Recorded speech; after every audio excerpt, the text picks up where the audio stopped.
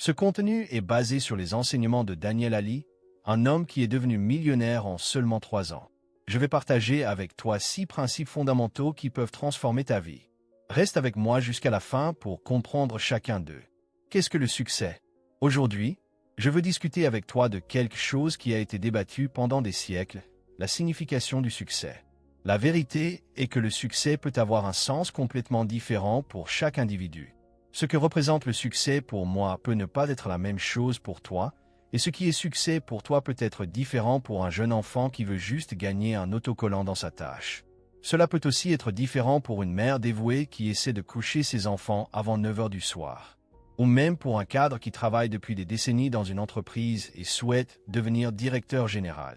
Face à cela, nous pouvons voir qu'il existe d'innombrables façons de définir le succès. Mais peut-être que la définition la plus puissante est celle-ci. Le succès est la manifestation de ta véritable identité. C'est être qui tu es vraiment, faire ce que tu aimes faire et suivre le chemin que tu désires emprunter. Après tout, c'est ta vie. Et tu décides comment la vivre.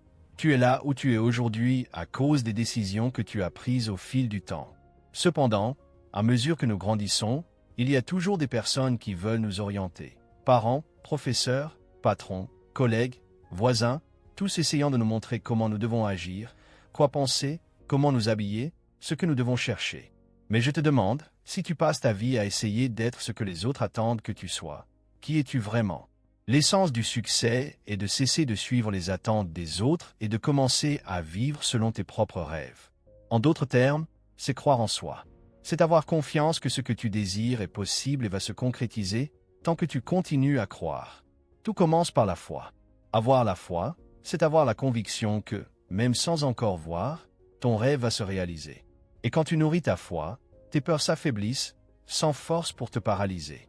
Parce qu'en croyant en toi-même, tu inspires les autres à croire aussi. Il fut un temps où je ne croyais pas beaucoup en moi. En fait, j'étais le genre de personne qui servait d'exemple négatif. Les parents disaient à leurs enfants, « Ne suis pas le même chemin que Daniel. » Et honnêtement, ils n'avaient pas tort. Ma réputation était mauvaise et j'étais bien en dessous de mon potentiel. Pour te donner une idée, je vivais dans le sous-sol de la maison de ma mère. À seulement 21 ans, j'avais déjà eu plus de 40 emplois différents. On m'a renvoyé tellement de fois que j'ai perdu le compte. J'ai obtenu mon diplôme presque en dernière position à l'école, et je ne suis pas arrivé dernier seulement parce qu'un camarade était en prison. J'ai été consommateur de drogue pendant 8 ans. J'étais désorienté, émotionnellement brisé et frustré par la vie. Mais au fond, je voulais changer. Je ne savais juste pas comment. Peut-être que toi aussi tu t'es senti comme ça, ou peut-être